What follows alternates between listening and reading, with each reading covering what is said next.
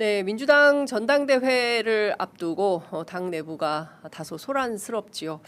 관련해서 저희가 오늘은 이분께 좀 지혜를 구하려고 합니다.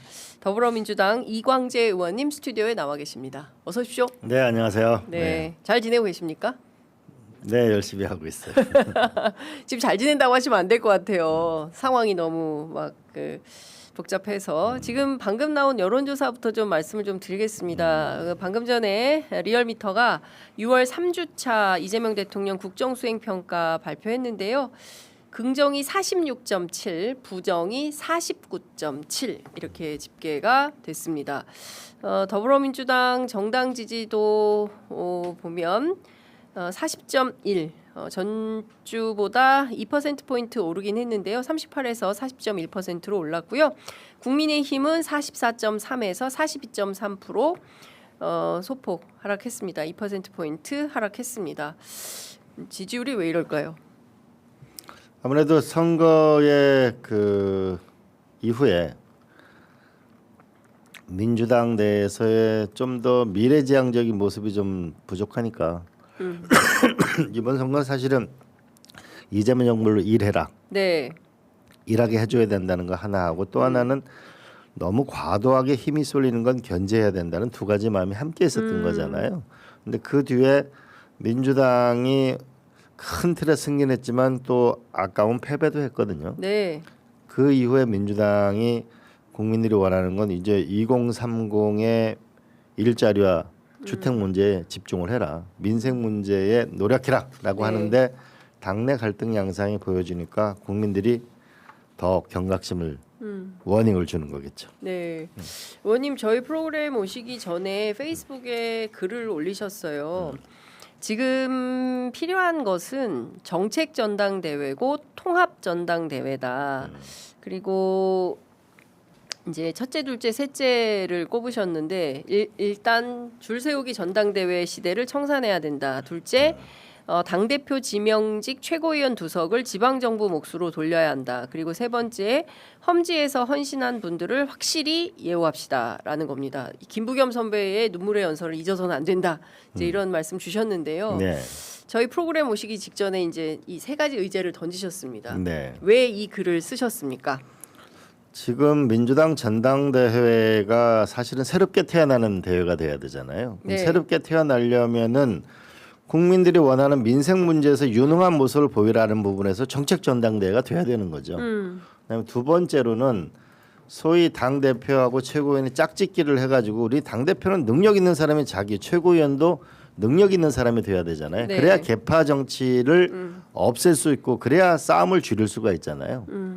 그리고 또 하나는 이번에 우리가 많은 국민들한테 이번 선거에 일 잘하는 정부, 그다음에 지방 정부도 일 잘하는 정부를 찍어달라고 했잖아요. 네. 그러면 민주당 지도부에 광역 단체장 중에서 한 분 정도가 최고위원에 들어와야 되는 거 아닌가. 또 하나는 지난번 염태영 전 수원시장께서 기초단체장으로 수원시장으로 최고위원이 됐었는데 맞습니다. 예.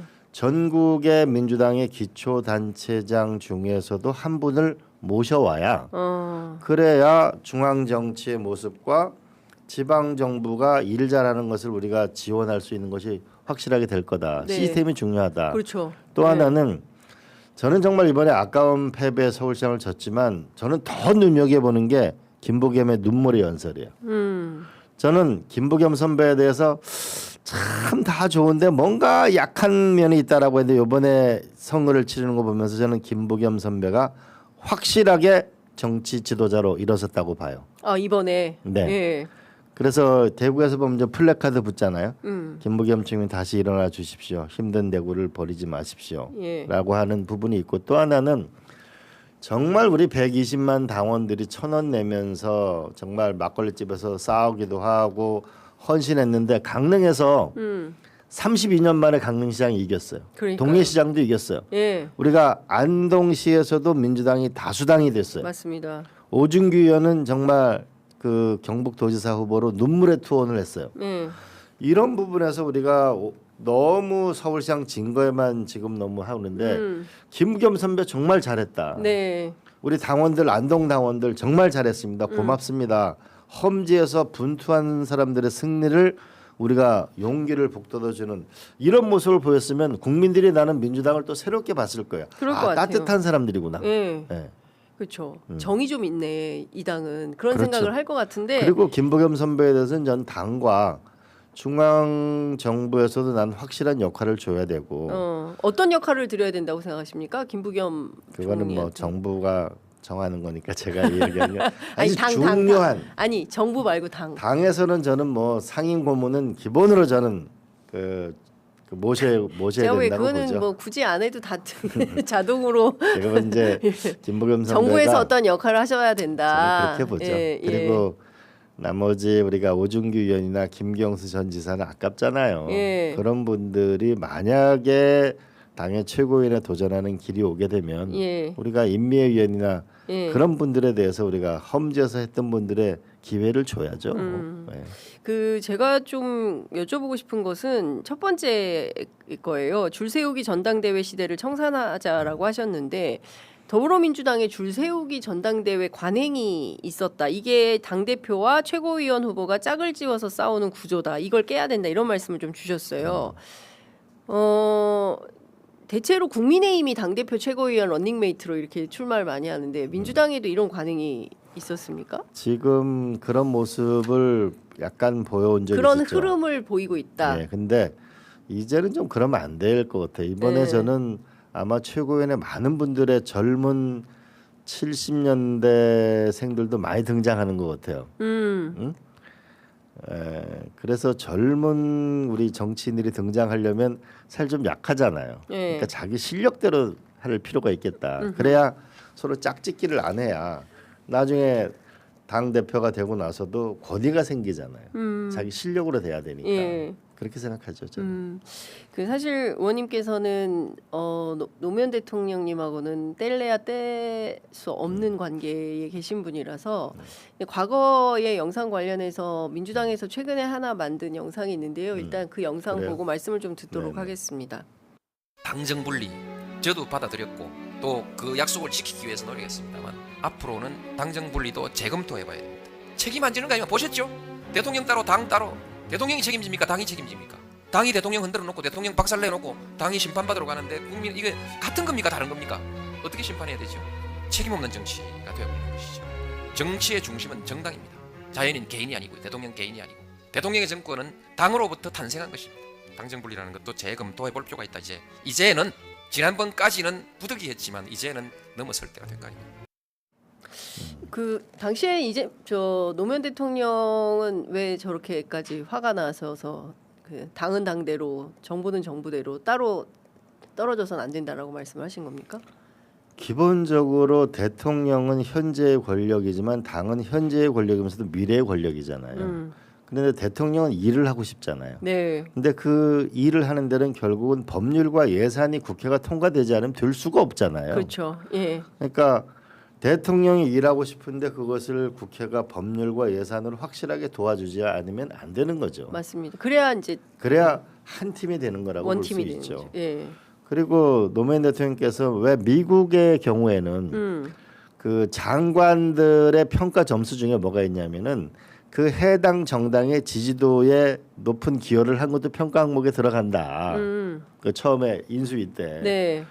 아니 그리고 대통령이 막 그 현직 대통령이 지지 연설도 하고 다니잖아요. 우리는 공무원의 중립 의무 때문에 그렇게는 못하지만 네. 당과 정부가 원활하게 한 팀이 돼서 가야 되는 건 틀림없는 것이다. 다만 당에 대해서 막 인사에 대해서 이렇게 하다 저렇게 하라 하는 것은 불합리한 것이지만은 네. 긴밀한 협조가 되는 것은 반드시 필요한 거죠. 왜냐하면 대통령의 지지도에 당의 영향을 받고 당의 지지도에 대통령의 영향을 받을 수밖에 없거든요. 왜냐하면 여당은 일하는 결과를 내야 되는 거고 야당은 비판만 하면 돼요, 사실은. 그런 면에서 유능한 정당이 되고 유능한 정부가 되려면 한 팀이 될 수밖에 없는 거죠. 네. 그 지난 금요일 대통령 브리핑 혹시 보셨습니까? 못 봤어요. 아, 못 보셨어요? 대통령 브리핑을 통해서 이제 앞서 말씀하신 대로 뭐 그 이론가 사상가 뭐 실천가 이런 분들과 정치인은 좀 다르다. 즉 그분들은 그냥 주장만 할 수 있지만 현실의 책임을 맡고 있는 것은 정치이기 때문에 그렇죠. 예, 훨씬 더 막중한 책임감을 가지고 일을 해야 되고 현실에 기반한 역할을 해줘야 된다.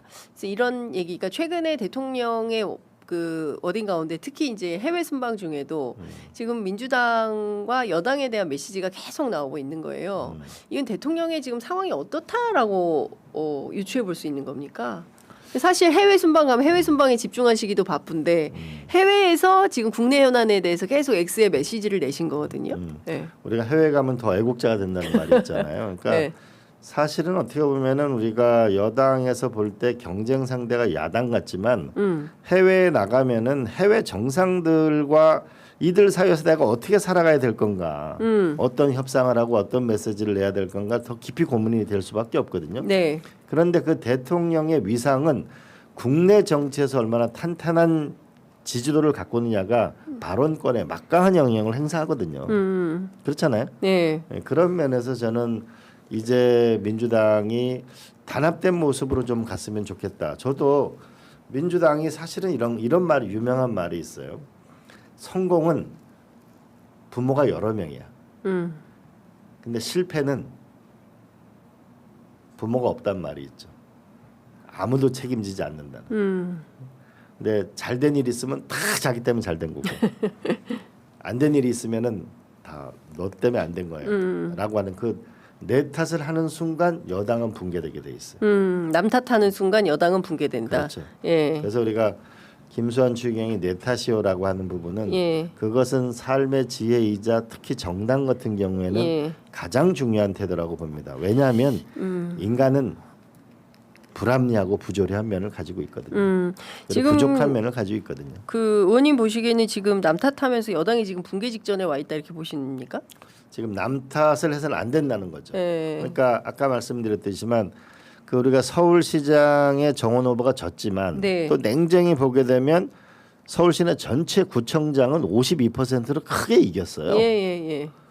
근데 또 한편으로 보게 되면 우리가 진 것 같지만 김부겸 선배가 저는 패배했다고 생각하지 않아요. 한국의 민주당의 가장 중요한 정책 자산이 저는 전면으로 올라왔다고 저는 정말 가슴 속으로 벅차게 생각해요. 네. 그리고 안동시나 우리가 강릉, 동해 같은 경우 수십 년 만에 이긴 그런 지금 자산들이 싹 트고 있는 거거든요. 네. 한편으로는 그 플러스 되는 거를 키워 나가고 또 부족한 건 채워 나가고 채워 나가야 되는 그러니까 거죠. 이를테면 뭐 그 서울시장 놓치고 네. 그다음에 경기 서남권 기초단체장 그다음에 이제 서울의 한강벨트 라인들 이런 데 놓친데 특히 이제 부동산 이슈와 연동된 특히 이제 부동산과 이제 보유세 문제, 세금 문제로 놓친데 여기는 이제 정책적으로 그럼 더불어민주당 어떻게 할 거냐, 노선을 어떻게 할 거냐 이제 이게 하나가 있는 거고 뭐 강릉이나 또 동해나 또 이제 안동이나 이렇게 좀 그동안 그 소위 이제 민주당 입장에서 엄청난 험지라고 알려졌던 그렇죠. 데서 새로운 변화가 움트고 있는 것은 잘 지켜나갈 수 있도록 뭐 중앙당 차원의 대책이 필요한 거다. 그렇죠. 예를 들면 2030이 수도권에서는 지지가 떨어졌어요. 네. 왜냐하면 일자리 문제와 주택 문제에 대한 예. 불만이 컸던 거죠. 그렇죠. 그런데 또 한편으로는 대구하고 부산에서는 2030 지지도가 김부겸 전재수 후보가 높았어요. 그러니까요. 왜냐하면 2030의 특성상 기득권 세력을 싫어하는 것이 있거든요. 예. 그런 면에서는 2030이 김부겸 전재수는 지지한 거란 말이에요. 그러면 2030도 냉정하게 봐야 되는 것이죠. 수도권의 2030과 지역의 2030을 구분해서 그렇죠. 정책 전략을 세워야 근데 된다. 똑같은 거는 일자리와 주택은 같은 요구지만 민주당이 꼰대 정당의 모습은 확실히 벗어나야 되는 거예요. 기득권 세력이 아니고 예. 새로운 혁신 세력이라는 이미지가 그런 내용이 있어야 되는 거고 예. 또 하나는 65세 이상 70세 이상에서는 민주당은 항상 지는 건가? 아니다. 우리가 유럽에서 보면은 진보적인 정당이 오히려 복지나 이런 연금 혜택 때문에 지도가 높잖아요. 그건 어떻게 할 건가? 네네. 또 하나는 한강 멜트는 정말 항상 지는 건가? 그렇지 않거든요. 그렇게 되면 나라가 분열되는 것밖에 더 되겠어요. 그런 면에서 우리가 정책 정당으로 확실히 나가야 된다. 그리고 예. 또 하나는 남 탓이 아니고 내 탓이고 통합 전당대회로 나가야 된다. 자, 그렇죠? 요것 좀 여쭤보도록 하겠습니다. 지난 총선에 특히 이제 재보선 공천 문제와 관련해서 여러 가지 이제 쟁점들이 있었고 알려지기로는 의원님이 원래 평택 예정이었는데 평택을 거부하셔서 하남으로 가시고 그 네. 평택에 김용남 의원이 가면서 이제 조국 대표하고 단일화를 이루지 못한 채 가면서 결국엔 평택 의뢰 여파가 전국의 선거에 영향을 미쳤다. 그래서 1000에서 2000표 차이로 다진 데는 평택 선거 결과가 큰 책임이 있다. 이제 이런 이야기들이 나오는데 그런 평가에 좀 동의하십니까? 어떻게 보세요? 일단은 그 울산에서는 단일화를 통해서 이겼잖아요. 네. 그 평택은 단일화를 못해서 패배했잖아요. 예. 그러면은 우리가 얻을 교훈은 앞으로 제도적인 단일화를 어떻게 할 것인가. 저는 민주당이 중도 세력을 확실하게 안고 가지만 네. 우리가 조금 진보적인 세력이거나 조금 소수 정당에 대해서는 연대의 틀을 분명하게 해야 될 것 같아요. 근데 이게 선거가 끝나면 이렇게 얘기를 하는데 선거가 또 닥치면 민주당은 또 그런 게 아마 없어요. 이번 그래서 전당대회에서 유시민 장관이 살점 하나도 안 주는 잔인한 정당이다 이렇게 비판하고 네, 있습니다. 저는 이번에 전당대회 중에 또 하나가 예, 연대의 부분을 토론을 통해서 하나 확정짓는 거라고 봅니다. 연대의 제도화. 예. 어, 예를 들면은 규책 사유가 발생하는 정당은 후보를 내지 아니한다. 예전에 그랬죠. 예, 문재인 근데 대표 그거를 시절에 또 깨버린 깨버렸죠. 거거든요. 이낙연 대표가. 그렇죠. 이낙연 대표가 그거 깼을 때 저건 참 맞지 않다. 왜냐하면은 대한민국은 이미 스펙트럼이 넓은 사회예요. 네, 사실 20대 안에서도 다양한 생각을 갖고 있어요. 그럼요. 20대의 성비도 달라요. 예, 그런 면에서 저는 이 소수자의 목소리를 대변하려면 그러면 만약에 규책 사유가 생기면 후보를 내지 아니한다. 단 너무 우리가 너무 후보 중심으로 자꾸 생각하거든요. 그 당의 정책에서 양보하면 어떤 것을 줄 것인지 우리가 독일 같은 데 보면은 연정할 때 보면 막 100페이지쯤 돼요. 네, 근데 한국 정치는 A4 용지 한 장이에요.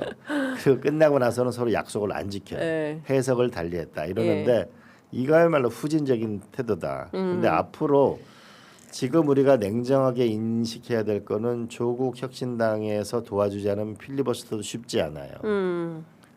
그런 면에서 앞으로의 총선, 앞으로의 대선을 생각했을 때 제일 좋은 건 결선 투표이겠지만 네. 그것이 되지 않는다면 연대의 틀을 좀 더 해서 우리가 신뢰 기반을 갖는 건 중요하다고 봅니다. 관련해서 조국 대표가 어제 페이스북에 민주당에 10가지 질문을 하고 그에 대한 답변을 요구했습니다. 보셨습니까? 못 봤어요. 그 제가 원고 질문에 있는데 왜 안 보시고 오셨어요? 아니 없어. 저한테 없어. 추가로 준 거예요. 없어요. 아, 여기 있는데 그 이런 겁니다. 과거 민주당 귀책사유 지역에 무공천했던 것과 달리 이번에는 왜 공천했냐? 김용남 후보는 평택시장 당선자 민주당 최원용 후보 득표율 또 민주당 평택시 비례대표율에 비해서 훨씬 적은 지지를 받은 이유가 뭐냐? 뭐 쭉 했어요. 그래서 하여튼 이제 핵심은 뭐냐면 그 조국 후보는 선거 기간 중에 단일화 필요하다고 했는데 민주당과 김용남 후보는 왜 단호히 거부했냐? 뭐 이런 등등에 대한 겁니다. 근데 저는 조국 교수가 네, 조금 뭐라 그럴까요? 힘들고 어렵겠지만 내면의 조용한 시간, 자기와의 대화 시간이 좀 있었으면 좋겠어요. 저는 지난번에 그 감옥에서 나왔을 때 그때 정말 사람들 얘기를 좀 더 많이 깊이 듣고 좀 조용한 시간을 보냈으면 훨씬 좋았을 거다라고 생각하는데 지금은 어쨌든 이번 선거에서 패배한 후보이거든요. 네, 그렇기 때문에 조금 더 무엇을 앞으로 해나가면 좋을지라는 부분에서 조금 더 이 정치라는 게 이런 것 같아요. 결국은 상대와의 싸움인 것 같지만 결국 자기와의 싸움입니다. 그러니까 조국 대표는 그러면 자기와의 싸움에서 패배한 겁니까? 이렇게 봐요. 오히려 자기를 좀 충전하는 시간이 필요해 보여요. 자기를 좀 더 충전. 민주당에 질문할 때가 아니라 자기를 충전할 때다. 좀 더 저는 충전하고 예. 그리고 아마 조만간 그 필리버스터를 하거나 했을 때 민주당은 조국 혁신당에 그 협력을 해야 되는 상황이 올 거예요. 네, 그럼 민주당은 뭐라고 그러면 조국 혁신당에 대해서 얘기할 건가가 민주당이 얘기할 시간이 올 거란 말이죠. 그러니까 우리가 기다리는 것에 대해서 네, 우리가 조금 더 깊이 있게 생각해야 된다고 봅니다.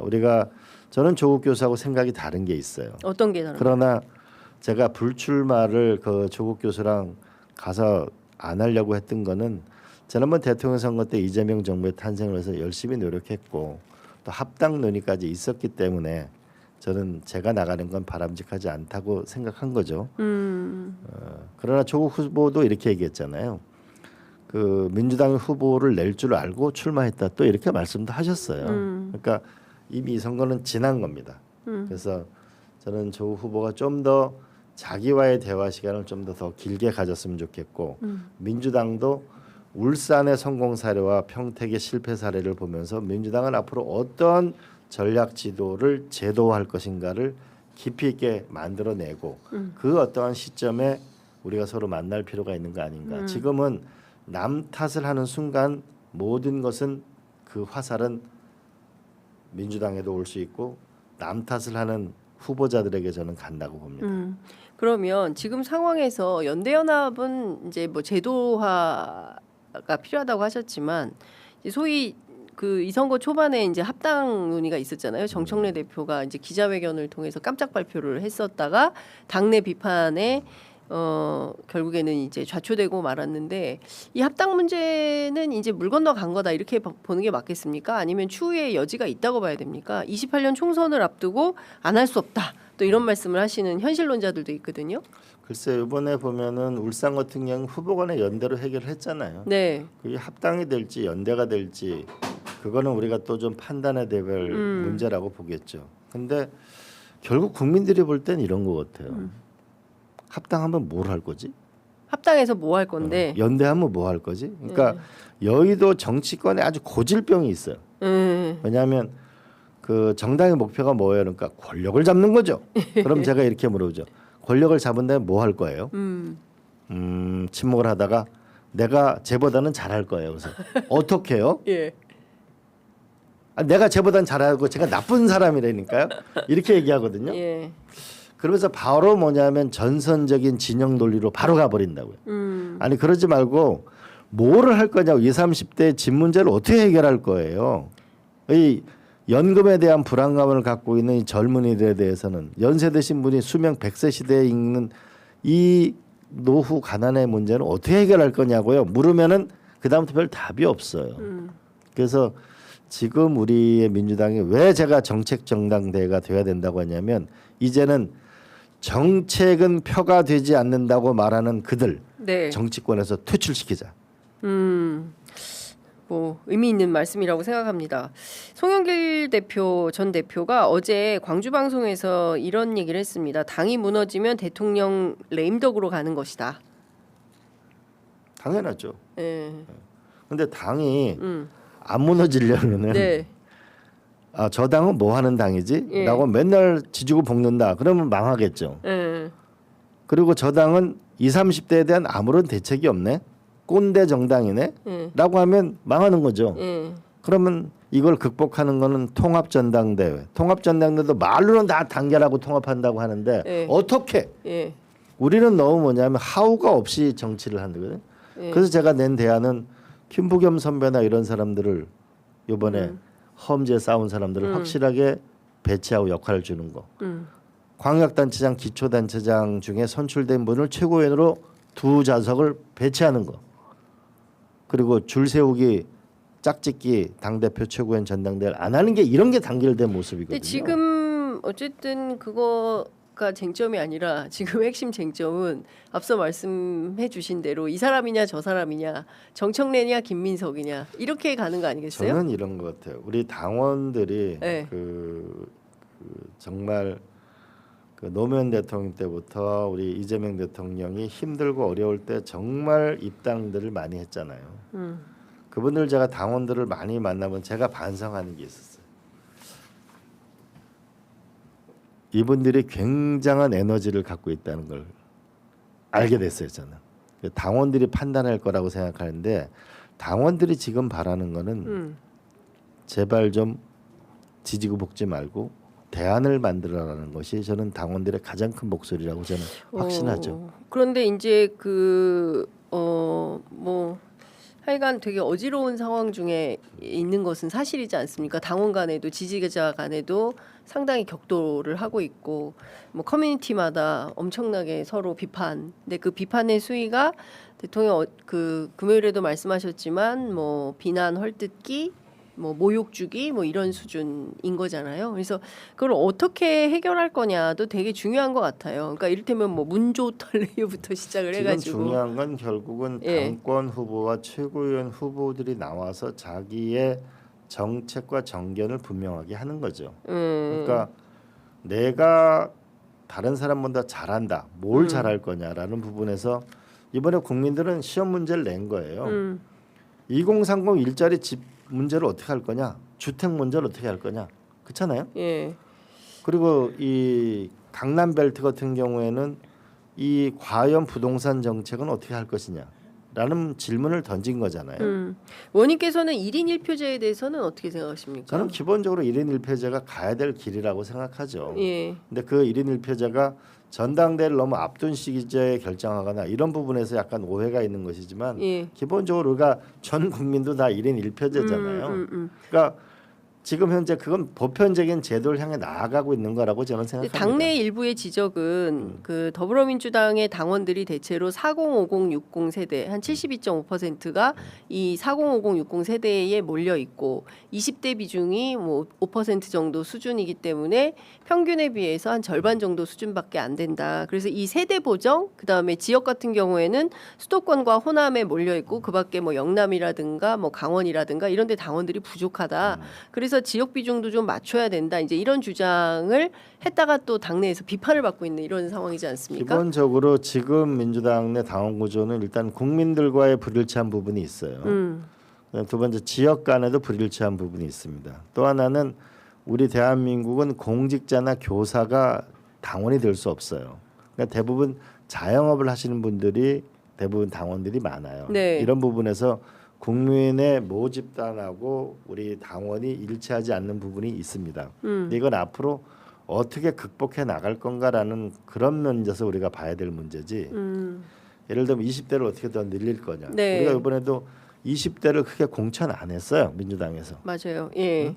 제가 정말 가슴 아프게 생각하는 거는 저는 과연 이 나라에 희망이 있을까라는 부분에서 계속 의심을 가졌는데 윤석열 내란 때 젊은이들이 저는 쏟아져 나오는 거 보면서 저는 여기 때문에 대한민국의 미래가 있다라고 생각했지만 네. 그 이후에 보면 20, 30대의 목소리가 당에서 많이 줄어들었거든요. 그런 면에서 우리는 20, 30대를 어떻게 안고 갈 건가라는 부분에서 과제가 있는 것이죠. 근데 또 한편으로는 이런 문제 때문에 노무현 대통령의 국민 경선제는 이런 거 있잖아요. 누구나 다 그 당원이 될 수 있지만은 나중에 추첨해가지고 했잖아요. 네. 연령별, 성별 그런 면으로 이제 투표 제도를 국민 경선제를 만들었는데 그건 차후 우리가 어떤 제도가 국민의 민심과 당심이 일치할 건가라는 과정은 시간을 갖고 우리가 논의해야 될 문제라고 봅니다. 네. 그러나 기본적으로 1인 1표제는 우리나라 대한민국 모든 국민이 다 1인 1표제잖아요. 네. 부자나 가난한 사람이나. 네, 예. 가야 할 길이다.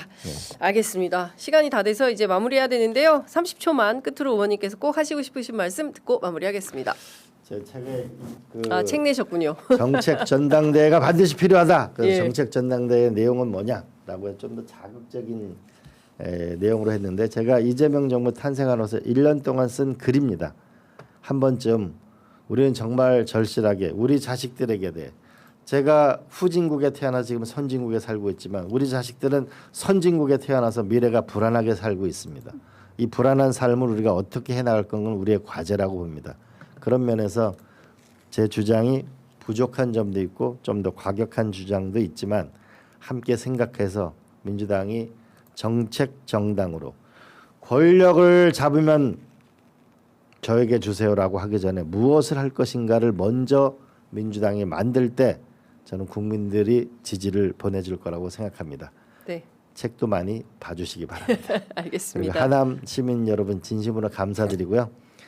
저는 그 실용적 정책 정당의 길을 확실히 갈 것이고 그래서 이 하남시가 보통 정치인들이 표밭이 아니고 이것이 일터이구나.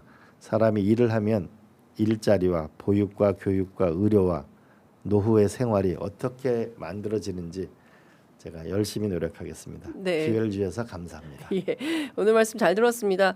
방금 전에 속보 하나 들어와서 소개해드리도록 하겠습니다. 저희 취재 편의점에서도 함께했던 프로젝트인데요. 모두의 창업 프로젝트와 관련해서 어제 합격자 개인정보 유출 사고가 발생을 했는데요. 관련해서 전직 중기벤처부 장관이었던 국무총리 후보자입니다. 한성숙 후보자가 오늘 아침 출근길에 개인정보 유출에 대해서 무거운 책임감을 느끼고 진심으로 사과드린다라는 입장을 발표했습니다.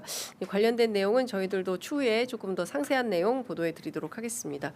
의원님 말씀 잘 들었습니다. 네. 그리고 많이 축하드립니다. 고맙습니다. 네, 열심히 하겠습니다.